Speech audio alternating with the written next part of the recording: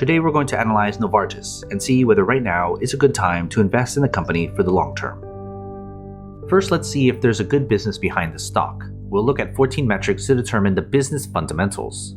The first set of metrics deal with the company's financial health, with its projected earnings growth for the next 5 years, its profit margins, its effectiveness, which looks at the company's returns on equity, assets, and invested capital, and then the employee value, which looks how much value the average employee adds to the business.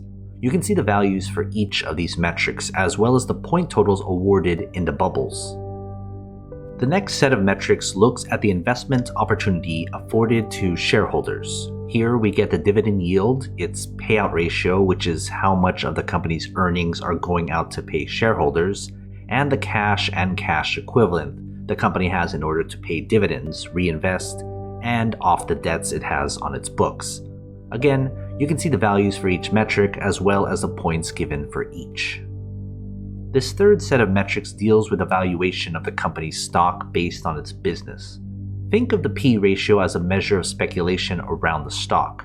We want them low. The PEG ratio adds earnings growth with the P/E ratio. Then the 200-day simple moving average is the average stock price over that period. We want that low because it means we have a cheaper stock price. And then short float is basically how bearish other investors think of the stock. For these 4 metrics, we want the values to be as low as possible. That will give us a higher point total within the bubbles. And the fourth set of metrics look into other relevant data. First is the stock's performance over a set period of time. Usually it's 10 years, but if the stock doesn't go that far back, we go with the earliest data up to 10 years. The quick ratio is basically how easy it is for the business to pay off its short-term obligations. We want that high so that it's easy to get rid of those debts. And then Wall Street is the average consensus rating Wall Street analysts give the stock, from a strong buy of 1 to a strong sell of 5.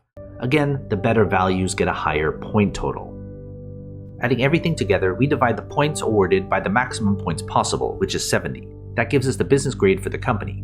We want the business grade to be above 50, meaning it has a better than average business. But of course, we can't forget about the fair price and whether it's the right time to buy the stock.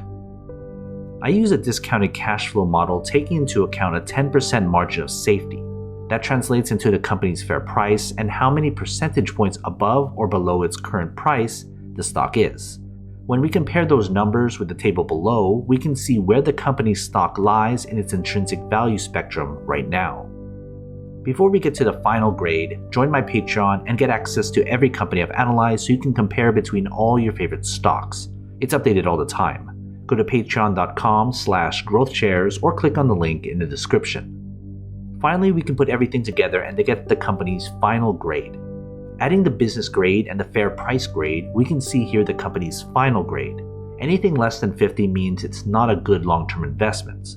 A final grade above 50 means it would make a good long-term investment if you bought the stock right now. So what are your thoughts? Are you going to invest? If you do, invest wisely, and as always, take care of your money.